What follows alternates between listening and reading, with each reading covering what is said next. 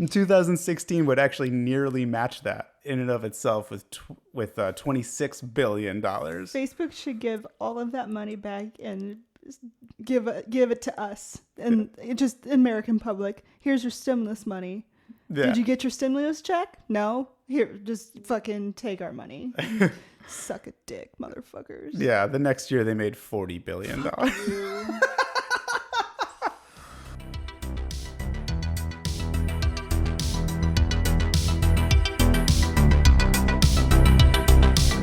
I remember looking for weed in Nevada, Yeah. but it was like a weird Indian reservation. Yeah. A Native American reservation. Yeah. And it was sad. Super it was small like, town. Yeah, the dispensary was the only actual store in town. And everyone looked real methy. Yeah. I don't even remember the name of it. And I love how Utah tries to get away with like we don't have a meth problem. Yeah, right. Yeah, right. We've had a very interesting, and that was only in fucking like. It was like a month ago. That was January. Nevada? Oh, right. That was that trip. Yeah. Yeah.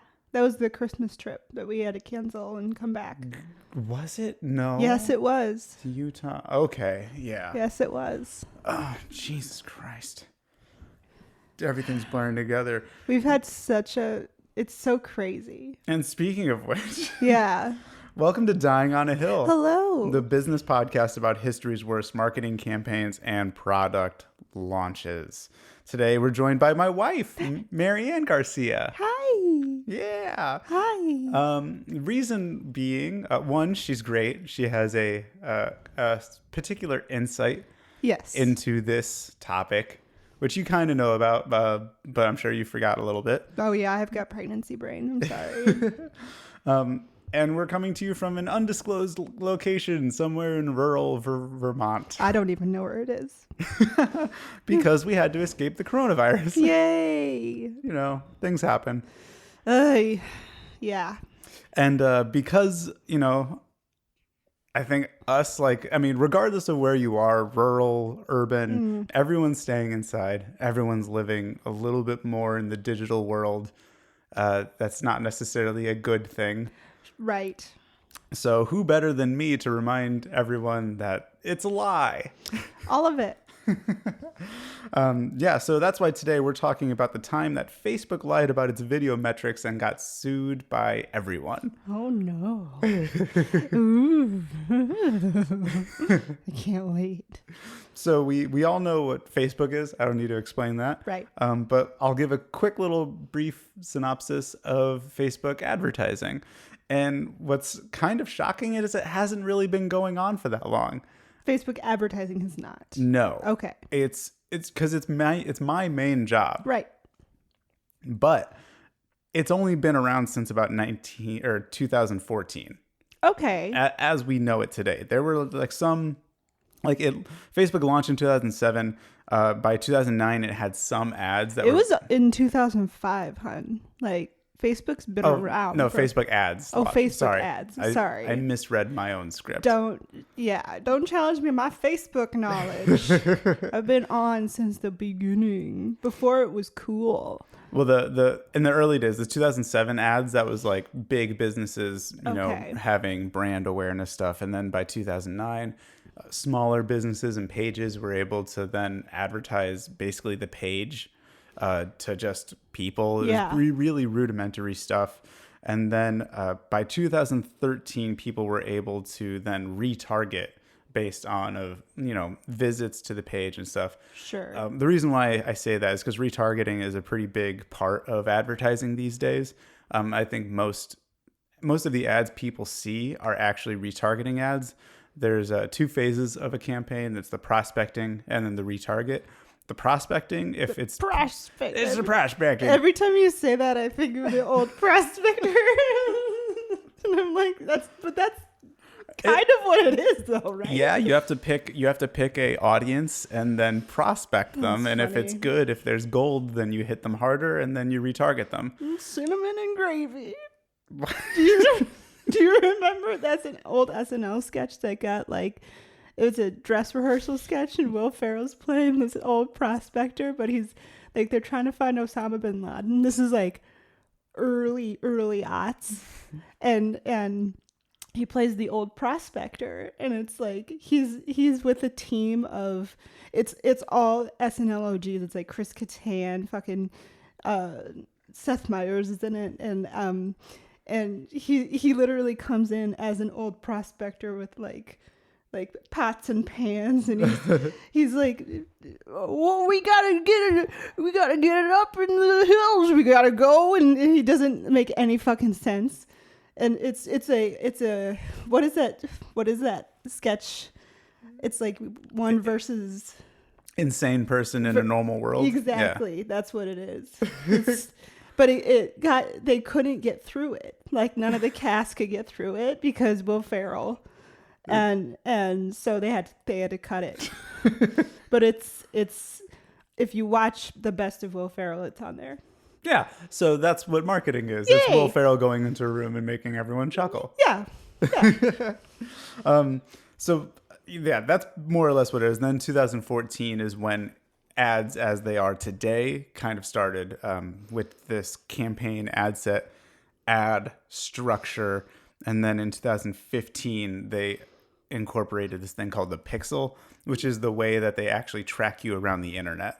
Oh. So that's why when you go on Home Depot and then you go on Facebook, you're then tagged with whatever product from Home Depot you were looking at. Oof. And you're just like, how the hell could they make an ad that knew exactly what I was looking at? Well, it's the pixel and this thing they call catalog ads. Got it. Yeah. So I'm not insane. You're not insane. Okay. No, there's things we're doing to actually. Ooh.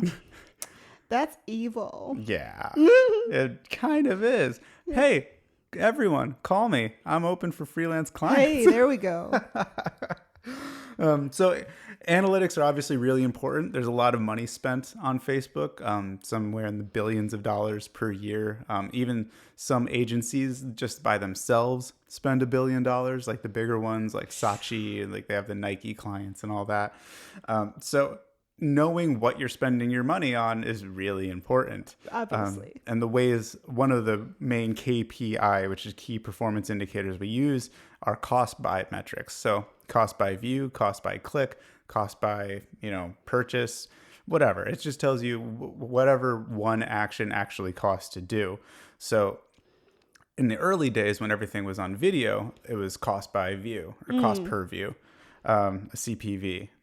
Is that why, so for any of the videos that I cut, they're like, just make sure they watch the first 10 seconds. Yeah. Yeah. Okay. Yeah. Because Facebook actually optimizes towards what they call a through play. Okay. And at first it was optimized towards 3 seconds, and then it optimized towards, I think, 5 to 10 seconds. And now it's trying to optimize towards 15 seconds. So what you're talking about is basically what is a bounce rate for a video. So the idea is that you have to have someone actually stick through 10 seconds to actually be engaged in order for them to be a worthwhile audience worth targeting, because that's when you really see the big drop off in performance. Right. Yeah. So, and, case in point, though, 2015, that's when Facebook started going video. And there's this term that you're well aware of called the pivot to video. Yeah, and they were trying to go up against YouTube. Yeah. I'm going to read this quick thing from The Verge, and then I kind of want you to just go right into it. Okay. All right. So from The Verge, the more Facebook understands which videos are great and which are boring to which people, the faster it will grow its view count, which has already reached 4 billion per day. Astounding considering it was just 1 billion per day in September. This was sometime in January, February. Okay. Just a few weeks ago, Facebook algorithm started factoring in how long you linger looking at posts and videos. Together with the new change, just pumping video content into Facebook won't get you very far.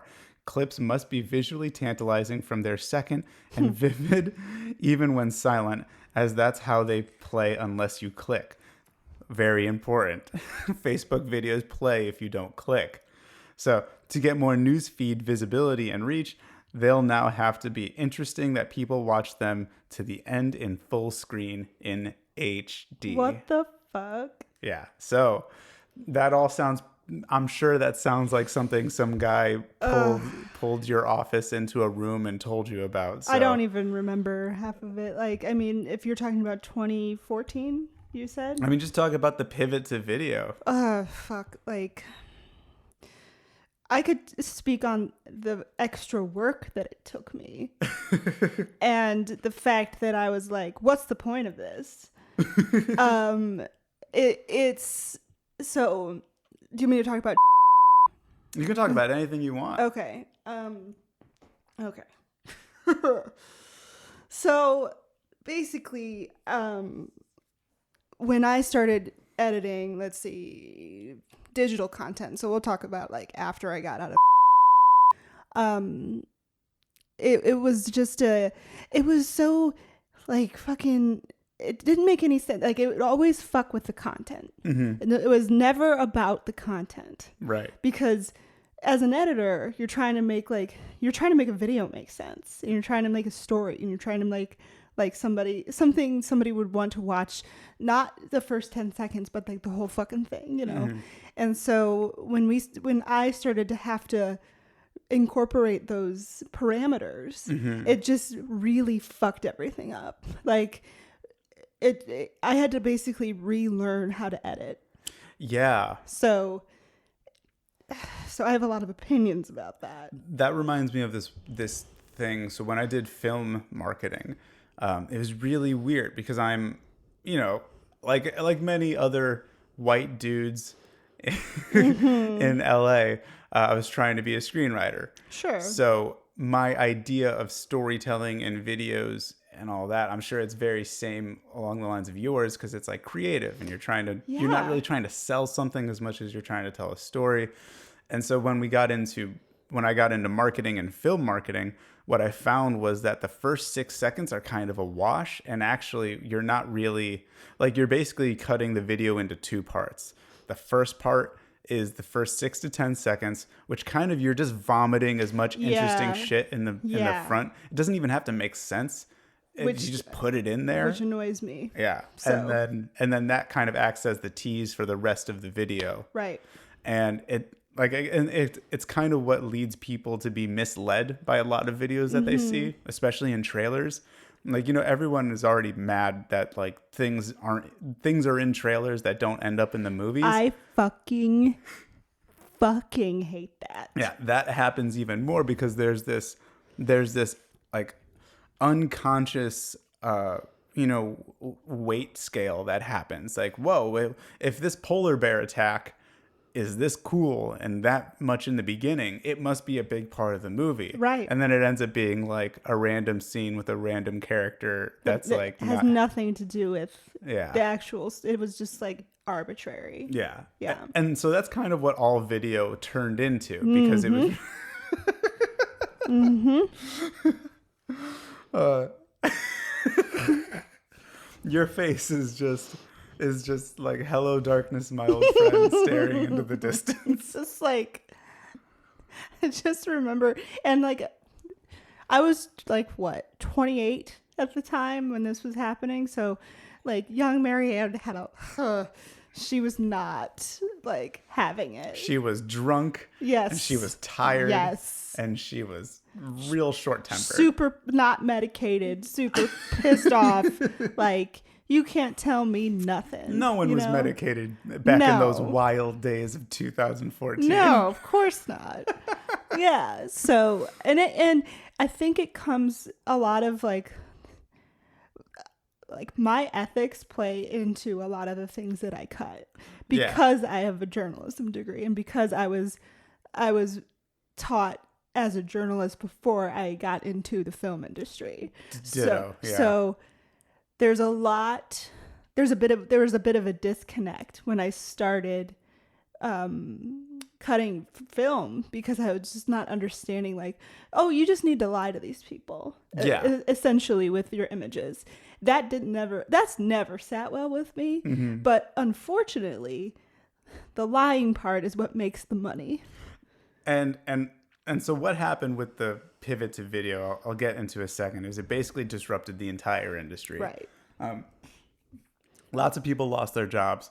But it was because it was more useful to advertisers. So a video ad can be retargeted in and of itself. Like you can retarget the views. You don't really need someone to engage with the video. You just need to say, oh shit, I put out this video on, Instagram or Facebook or whatever, and it got 1 million views. Cool. Well, I don't even need to do much more. I'm just going to retarget these 1 million people and then call it a day. There's a problem with that. Okay. So that's kind of when I got into it, like 2015. So videos and all of these things were already just like going. So as far as I'm concerned, as like in my career, things have more or less been the same now since, I got started. Sure. I'm it's like about the standard now is like baseline standard is what you're doing. I'm about as OG as it gets for the current version of Facebook. Sure.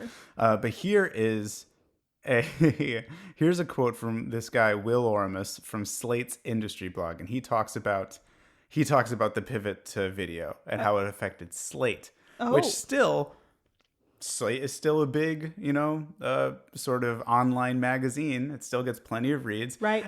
If anything, I feel like they've actually moved back into writing in recent years. Probably. Yeah. I wouldn't say that they're very content focused, but companies like Cracked.com made a much harder pivot into video. And the thing about video is it costs a lot of money. Hell yeah, it does. Because video isn't just putting everyone wants to say that video is cheap and that everyone can do it. And it's like, oh, it's democratized. And you get these fucking TED Talk people being like, anyone can be a star and anyone can blah, blah, blah, blah, blah. But the truth of the matter is, dick. Yeah, the truth of the matter is you need to have a high level of quality to get past a lot of people's you have to be able to look professional in order to be considered professional. Right. And so unless you're literally doing like TikTok videos, which those can just be whatever. Yeah. It needs to look pretty. It needs to look like the same things that New York Times is now doing, or that CBS is pushing to its YouTube channel. Like it has to look at the same caliber, or else people will instinctively know that it is, therefore the content is not as good. Exactly. Because people confuse production value with quality of content. Right. And it's not necessarily the same. I agree to some extent. Like you need to have good audio. You need to have lighting. Lighting, not distracting video quality. Yep. But the difference between the low to mid range and then the range that people are using at a place like BuzzFeed, where you worked, how expensive are the cameras that BuzzFeed is using? Not very. Oh, really? Yeah, it's like a C300 or something, or it's not it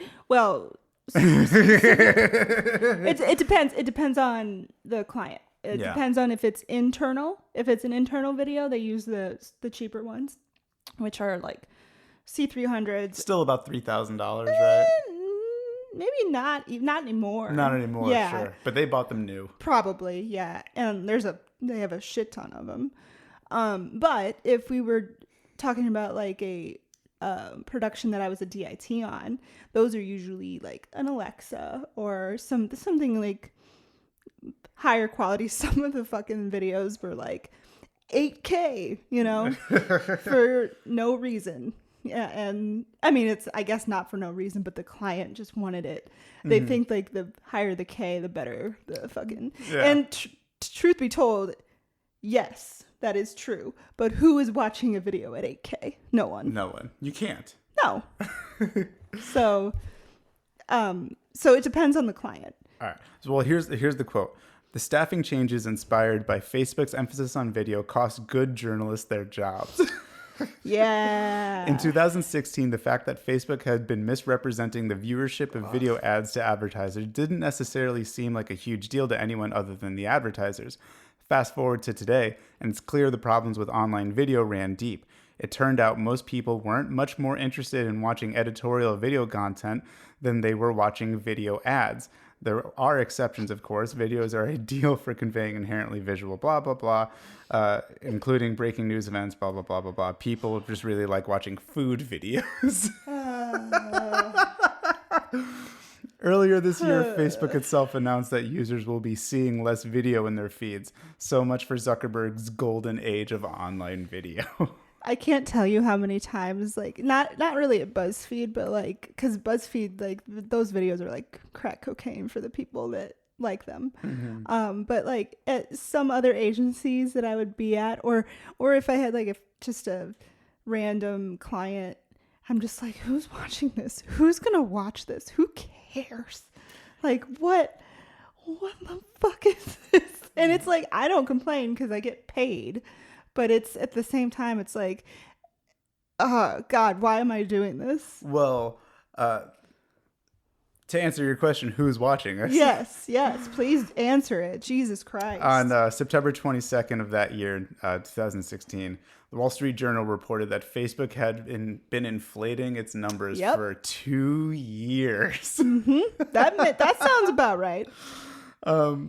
And the main reason being is because of that play versus view discrepancy. Oh, so like when you scroll through your news feed and it automatically just starts. Mm-hmm. And then, so say you like scrolled through it, you just landed on that part of your news feed, mm-hmm. that whole video plays, but you didn't actually watch it. Right. Okay. And there's things along that like viewability. So in programmatic, it's a little more used.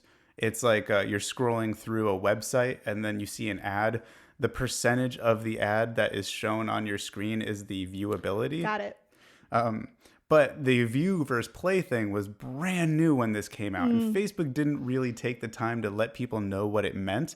People were very used to how YouTube operated, which was an actual action. Mm-hmm. I click, like, it is a thing I am doing. I am intending to watch this video. Yeah. Yes. Whereas Facebook, it's much more passive. You're scrolling. Your friend could be like, hey, Marianne, what you going to get for lunch? And then you just look away from your screen. All of a sudden, this thing plays for 5 seconds. Yeah. That counts as a view. Fuck that. Yeah. Noise. So it kind of took a view from this very active thing to a passive thing. And they didn't tell anyone.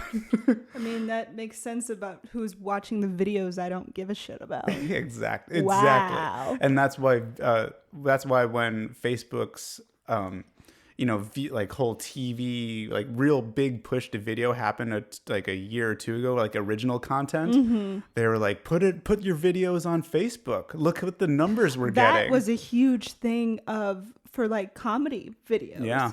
It was like, don't even worry about YouTube. Just put them directly to Facebook. And I remember that really fucking up people's views because it cannibalized. Uh-huh. And then what they found out, at least in the comedy world, was that agents and everyone, they just didn't even give a shit about Facebook. No, of course not. But meanwhile, people are seeing your stuff on Facebook, but they're not seeing it on YouTube. Yeah. And then because it's kind of diluted, it's your YouTube view count is probably like 1,000, 2,000 less. Sure. And when you're a struggling actor or a struggling comedian, that literally is the difference between getting a meeting and not. I know. How the fuck fair is that? Well, here's what Facebook responded with via their advertising chief, David Fisher. Oh my God. About a month ago, we found an error in the way we calculate one of the video metrics on our dashboard. Average duration of video viewed. The metric should have reflected the time spent watching a video divided by the total number of people who played the video, but it didn't. It reflected the total time spent watching a video divided by only the views of the video. That is, when the video was watched for 3 or more seconds. And so the miscalculation overstated this metric. While this is only one of the many metrics marketers look at, we take any mistake seriously. As soon as we discovered the discrepancy, we fixed it. We informed our partners and made sure to put a notice on the product itself so that anyone who went into their dashboard could understand our error. We have also reviewed our other video metrics on the dashboard and have found that this has no impact on video numbers we have shared in the past, such as time spent watching video or the number of video views. What the fuck? So So the revenue for Facebook from 2013 2016 from advertising, which is roughly the time of the mistake, was $28 billion. In 2016 would actually nearly match that in and of itself with $26 billion. Facebook should give all of that money back and give it to us and just American public. Here's your stimulus money. Yeah. Did you get your stimulus check? No? Here, just fucking take our money. Suck a dick, motherfuckers. Yeah, the next year they made $40 billion. And then the year after that, they would make 55. I'm just throwing it even there. 55 billion. They've made hundreds of billions of dollars. It's like not even real money. That same year, the advertisers actually brought a suit forth that claimed that Facebook had known about the errors for years, but only fixed it once people knew about it from the Wall Street Journal. Facebook thought the suit was without merit. After reviewing about 80,000 pages of documents, the marketing agency CrowdSiren found that Facebook's error led to an overestimated view rates and average view time by 60 to 80%. So nearly double. Zuckerberg's a sociopath, so he doesn't, Sure. Yeah. He's a broken little robot man. Yeah.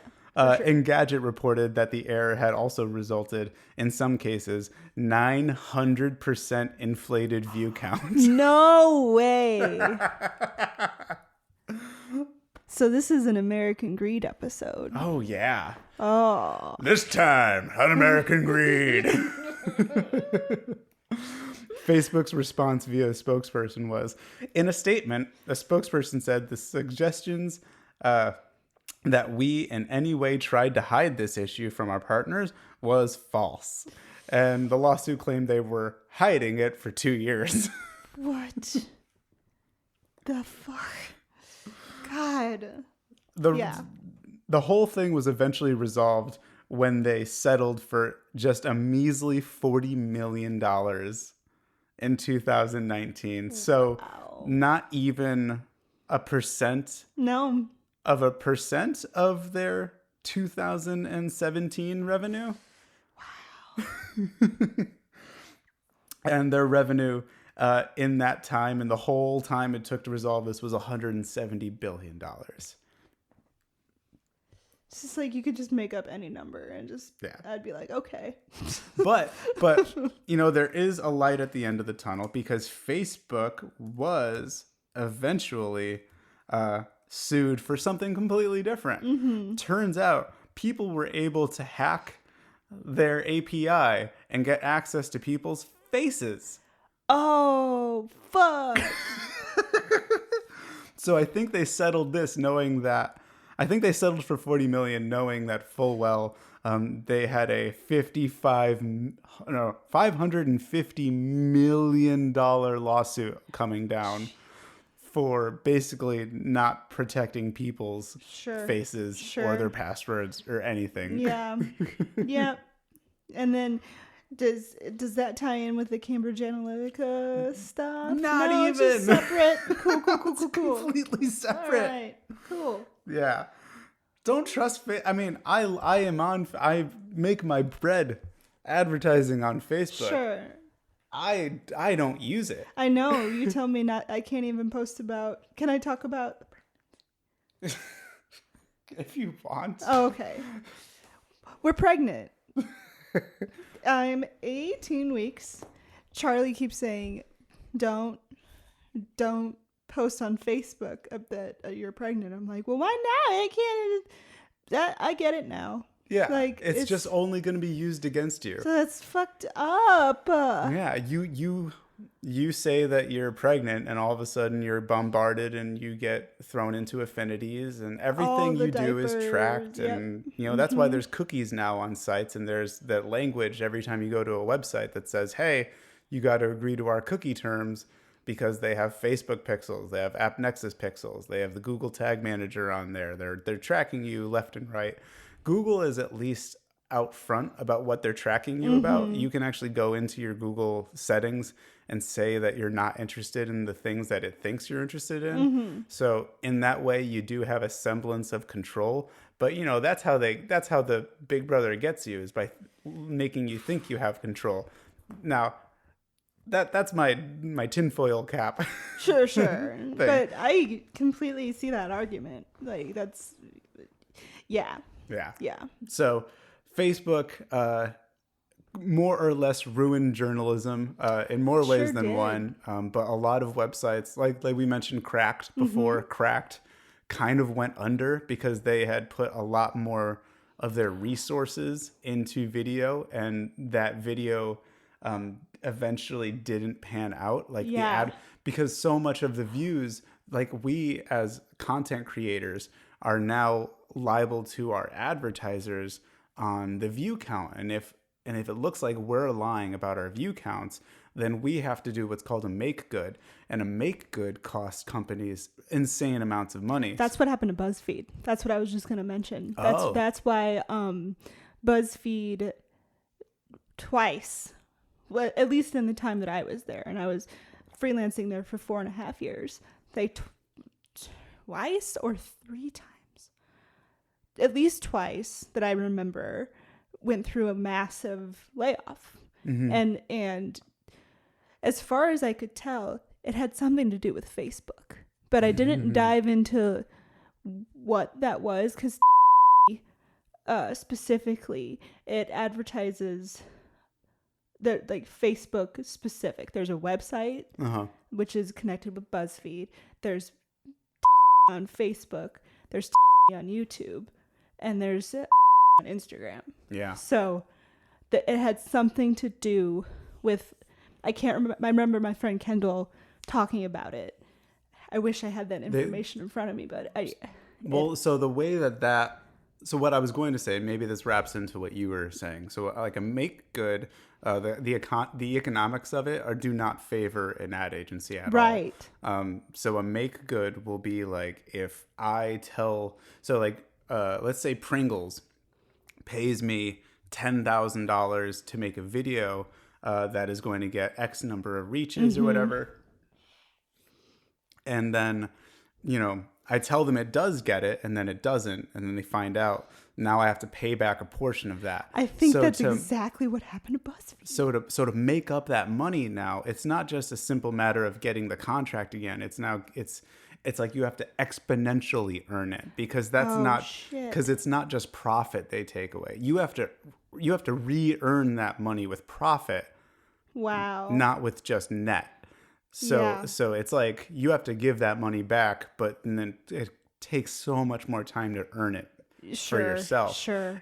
On the ad agency side of things, it's even worse because we only ever make like a 5, 10, 15% cut of ad spend. So if someone spends $100,000, we'll make $15,000 on top of that.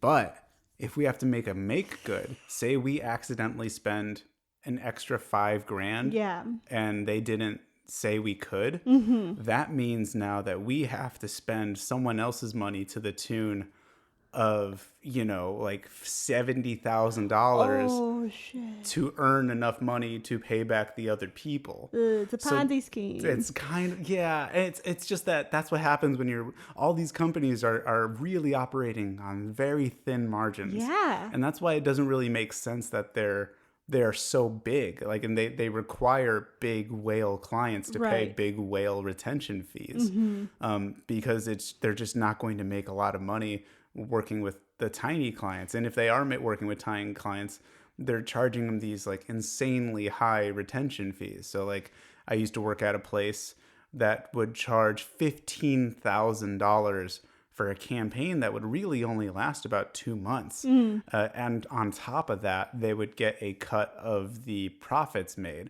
So it just never really made sense for any of the people that we were advertising for. But they're desperate, and they're people that think that they have a great idea or a great product, and they kind of, there is a lot of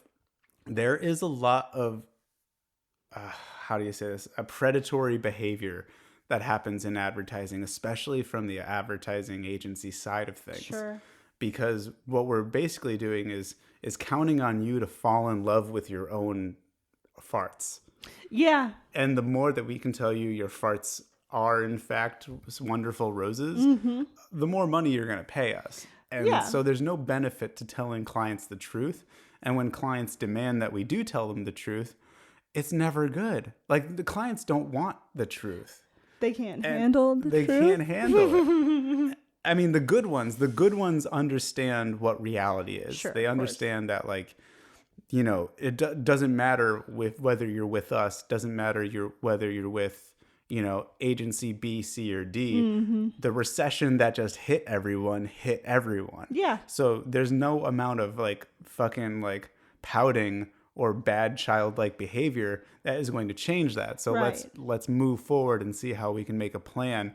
That's why a lot of people just pulled their advertising, because they honestly couldn't trust their advertising agency to actually give them a straight answer.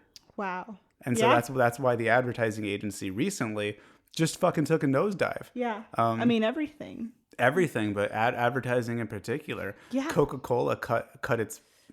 I always like to look at Coca-Cola and Google and all these like big companies, not because what they're doing necessarily drives the market. It's more representative of the market as a whole. So when Coca-Cola cuts its budget by half, what they're saying is, hey guys, we actually don't need to spend that much money to stay on top. Everyone else cut their budgets. Yeah. So let's just cut ours and we'll still be advertising more than any other soda company. Sure. And Google did the same thing. Google's like, we don't fucking, like, everyone's using Google products right now. We don't fucking need to advertise. It doesn't matter. Yeah. Like, we have PR. We're releasing new products left and right that people are now using more than ever. So like, no, we don't need to advertise. Yeah. Yeah. And so yeah, that's the time Facebook got sued for inflating their video metrics. And to pull it back to what you were talking earlier with the whole like branded stuff, when what Facebook wanted people to do was create Facebook pages and create Facebook channels in order to host these videos, and it brutally cannibalized their sales, because people were actually making money off of YouTube. Right. Like, they were getting the view count buff, and then they were also getting the sponsored, and then they were also getting the direct buy stuff. And that's before you ever get to the, like, this is the sponsored content, wherever. There's a lot of variety in YouTube for you to make money if you're actually getting the views. Right. But when they cannibalized it, now what BuzzFeed probably found was that, oh shit, we just put, you know, a third of our resources into this channel, and it didn't make up any money. And I don't want anyone to quote me on that specific BuzzFeed thing, and because I don't want anybody to come after me. But all I can say is the 2 times that we had like massive fucking layoffs, it had something to do with the fucking Facebook view count. I swear to God, and it was, well, that was maybe one factor in a million of the factors of why. Oh, absolutely. So, yeah. I mean, you know as well as I do that in LA from like 2016 to really about now, like it took me up until this pandemic to realize that it wasn't a series of waves. It was a big wave. Yeah. It wasn't a push forward, fall back, push forward, fall back. Right. It was really all kind of climbing to this crash. Yeah. And part of that was the rush to make content. Yeah. And to figure out how to make content in a way that A, is as fast as people can do it on their own. B, as professional as people can do it in a creative house.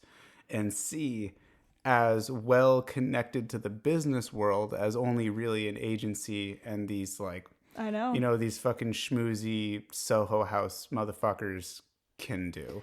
Yeah. And the truth of the matter is that I think what people all just found out is that there is no combination of the three, unless you're really empowering your creators to just do their own thing. Oh, yeah. You should talk to all the BuzzFeed people about that. Yeah. Good luck. Because the more you try and control them, the less efficient things are going to be. And like I said, these companies are operating on razor thin margins. So what was already like a very choked, efficient process, as soon as you start throwing cogs into that, it's just slowing down and you're losing money. Oh, sure. Left like hand over Absolutely. foot. But the reason why I mentioned that this was a big wave that was coming is because I think people, I mean, myself included, people just thought that it was going to keep going and that it was going to keep getting bigger and keep going. And now I think the one thing that I'm seeing and hearing from friends is that it's, you know, yes, people in these times when they're stuck in their house and they have nothing to do but listen to podcasts and watch videos, and like Bon Appetit is still putting out some pretty decent content and all that. But what they're finding out is that it's actually content is cheap. Mm-hmm. And because what's not cheap is advertising. Right. And so you can put out as much content as you want. If you can't convince someone to advertise on you, then it doesn't matter. Mm-hmm. And I think that's what's really fucking everything up right now. Yeah. Is that there's no one who's willing to put the small amount of money into sponsoring content.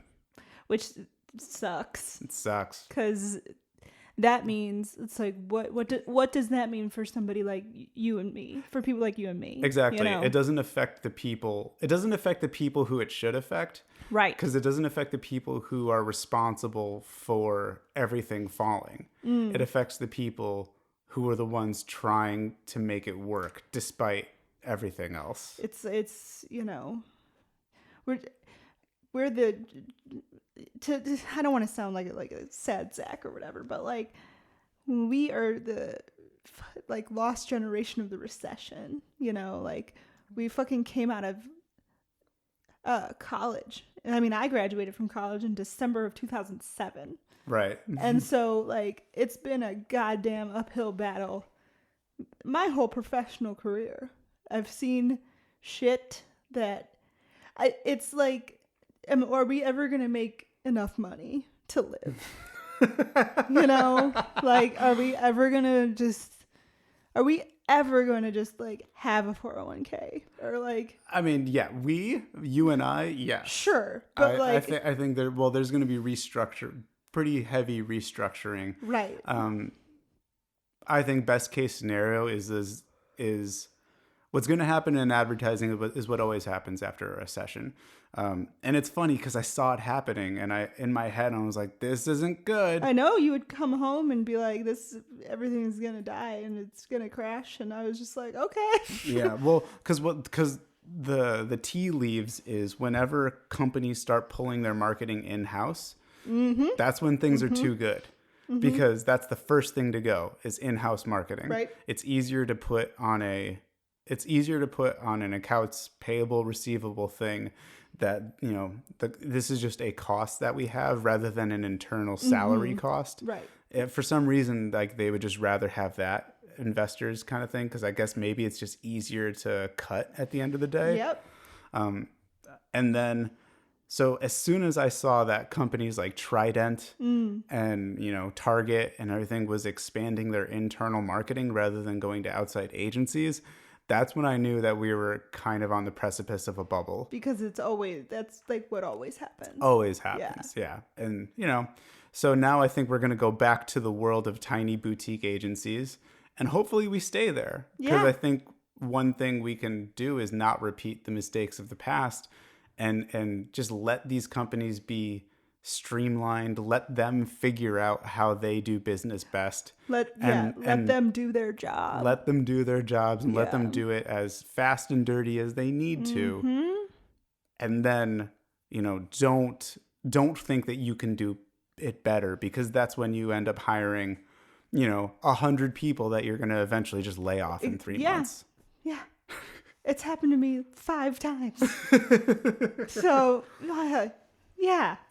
Yeah. This is like I mean, I personally, this has happened to me 3 times, 4 times? I think 4. I don't even know. It's just kind of one of those things. I think you and I and people our age working now, I think it's just, well, in our industry, it's just like a thing that happens. Yeah. I remember the first time it happened to me in 2014. it was devastating to me because it was the first time. Yeah. But everybody was like, you just better get used to it. That was the thing. You just better get used to it. The most, I mean, I would like to say the most recent place, but the truth of the matter is, even though it was in January, there was a place in between that also fucked me over with the same thing. I mean, so the second to last place that I was at, I was the oldest voice in the room. Not to say that age is a factor, but I was the most experienced person in marketing when this all happened. And for some reason, I mean, I know exactly why I survived the cuts. It's because I had a client that would leave if I left. Sure. So they literally couldn't afford me to go. You. Yeah. And and everyone was really in shock when they laid off 40% of the staff, because again, they built up, they kind of like, and that's the thing, is like these agencies also fall into the trap of getting too big. It's like everyone has to be streamlined. Everyone has to be efficient. Hey, if you have a thing where everyone's overworked, then you have to look at the departments that are not doing the work. Mm-hmm. Like, you can't be prospecting, quote unquote prospecting, with a creative side of your agency if you don't have creative contracts. Right. You can't be looking to do a la carte work, because a la carte work does not sustain a company. That means you are fucking like panically just looking for clients all the time. And if you're doing that, that means you're probably investing way too much in your sales team, because now you have an inflated sales team because you're desperate to get new clients. And the thing about sales teams is that you try and incentivize them by landing clients. So now not only are you spending too much salary on this team that really isn't bringing in any money, you're also giving them too much money for the clients that they do bring in. Yeah. So the pot keeps getting smaller and smaller and smaller as you try and desperately make this thing work, when the truth of the matter is, all you really need in an advertising agency, and like, you can tell me the version of the creative side of things, all you need in an advertising agency is the person buying your ads and a salesperson. Yeah. That is it. Yeah. You do not need an account person. The account person is there to be the middleman, but if you hire someone who has enough personality and enough charisma to run the ads, guess what? The account person's getting all of their fucking answers from the ads person anyways. So all you're doing is creating another step in the ladder that makes things slower. And then on top of that, I've never met an account person who actually had their shit together. Sure. They're always the most nervous person in the room. They're always the most unsure because they don't actually have expertise. So they get panicky. Also, I mean, people that are nervous in their jobs, it's like they have to constantly justify their work. Yeah. And it's that, from a creative standpoint, when an account person gives creative notes, that's like, I just want to like walk up to the person and be like, you don't fucking know what you're talking about, and you're making my job so hard. I worked at a place that had a data science team. These people were making $130,000 a year, and there was a whole team of them. They had PhDs, masters, and everything. And I did all of the reporting and analytics. All I ever did was send them the numbers so they can put it into a chart. Wow. Which now I can do via Google Sheets. Wow. Like, that's how fucking absurd all of this was before it collapsed. Yeah. There was so much money being spent on things that didn't bring in money that, of course, it was always going to fall apart. It seems like like a massive overhaul was needed anyway, you know, and to just cut the shit, you know. And like, no offense to you, but even on the creative side of things, like, people were spending like $500 just to have a video resized. Tell me about it. Yep. But then they think because they're spending so much money that they can note fuck you to death and make this video that should take literally me 20 minutes to do, as someone who just has a rudimentary knowledge of Photoshop and Premiere. Yep. Now it takes you overqualified. Yep. And like something that you shouldn't even be bothering I shouldn't doing. even touch it. But because they're paying so much money, you know, now they're just giving you notes after note after note. Oh, trust me. I'd give back their $500 in a second to not get no fucked to death. Yeah. And that's something that also is like, I mean, that's another, that's something that could be a new episode. Okay. It's called I think they just called them the papers. Mm-hmm. But what they found out, and I've talked about this before, is that basically like companies would recommend branches of the same company or sister companies and stuff to do creative work. And so they would effectively be like double and triple dipping. Yeah. And when it came down to it, you spent, you know, $10,000 for a suite of 5 videos that really should have only taken about 3 days to make and cost about $500.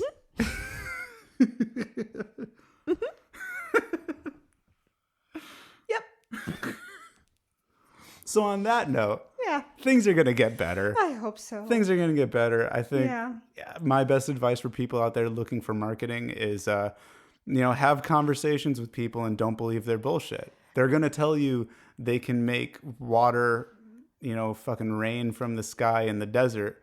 It's not going to happen. Like, if anyone tells you that they know what's going on right now, they're a scam artist. Yeah, no, don't believe the snake oil salesmen. Yeah. They're not. We're all in a pandemic right now. Like, right. Don't forget it. It hasn't stopped. We're in the midst of it. Yeah. So, but when it does get better and when everything starts to get back to quote unquote normal again, still just keep your cards close to your chest. Yeah. And on another good note, people are still buying online. People are still buying. That's true. The stimulus checks came in, and my client went from what was already a really good return of like 12x, went up to 18x over the weekend. So people are still buying. There are people that still have jobs. There's plenty of people working from home. Mm-hmm. Like I've said in previous episodes, there's going to be a disconnect between the people who have jobs and the people who don't have jobs, and the people who have jobs, they're going to be very unaware of the reality of the situation as long as they're getting paid, unfortunately. Yeah. Or fortunately for them. Sure. It's rough. I don't wish this on anyone to be so kind of financially unstable. But for advertisers, that means there is a market for you. If you are selling supplements and vitamins, unfortunately, it's doing really well. Yeah. Vitamins and supplements are selling like hotcakes right now. Really? Yeah. Home decor, cheap home decor specifically, is doing pretty well. People are home in their home office and they want to make it look nice. Yeah. People are realizing that their fucking house looks like shit because they're now they're actually spending time there. So there is a market. Like the people, the unemployment rate is really high, but it's not everyone. No, that's true. And fortunately and unfortunately, people aren't squirreling away their money just yet. So there is room there to reach them. So like keep your head on right, but also don't rush. Mm-hmm. Take your time. If it's something that is a strategy or plan that you need to maybe rethink for a second to maybe get a little more sophisticated about, then take the time to do it. It's not going to cost you more. It's not going to cost you money. If anything, it's going to make it that you're not overextended during a time when you really need to have the liquidity. Absolutely. Because that's the thing about Facebook advertising is at the end of the month, you got to pay that bill. Mm-hmm. If I spend $100,000 of my client's money, they got to fucking pay Facebook $100,000. Mm-hmm. And that's hard for a lot of companies to do. Yeah. And so if you're hesitant about spending that kind of money right now, don't do it. No. Keep it simple. Keep it at 5, keep it at 10, keep it at 15. Keep it at a little trickle. And then once you see the performance go, that's when you start to chase it. And then, rely on your ad buyers, like really listen to these experts that you're hiring, because at the end of the day, they're the ones that want to make, like, if you hire a good ad buyer, they should be treating your money like their money. If you hire a shitty ad buyer, they're going to sound like a snake oil salesman, and they're going to be using the same language snake oil salesmen do. If they say something like, now's actually the best time, if they do that, like, if they sound like fucking Carol Baskins, no, now's actually the most perfect time to be using Facebook for advertising. I didn't kill my husband. Then it's gaslighting. If you think that your person's gaslighting you and they can't, and if they're slow to answer emails and all that, guess what? You're getting gaslighted. You're getting gaslighted. Yeah. Like, trust your gut. Yeah.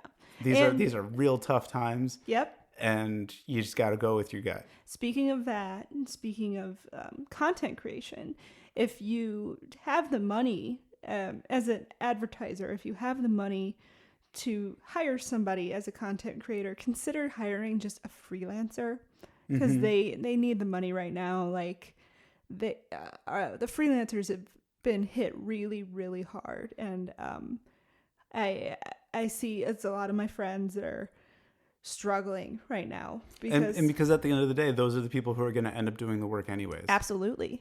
All you're doing is skipping the middleman that would be so I was doing freelance work for a client, and I'm now ending the relationship because it's not in my best interest, because I was doing 100% of the work and only getting a 25% cut of the fee. Yeah. So that's the margins we're talking about when you go through a company rather than going directly to a freelancer.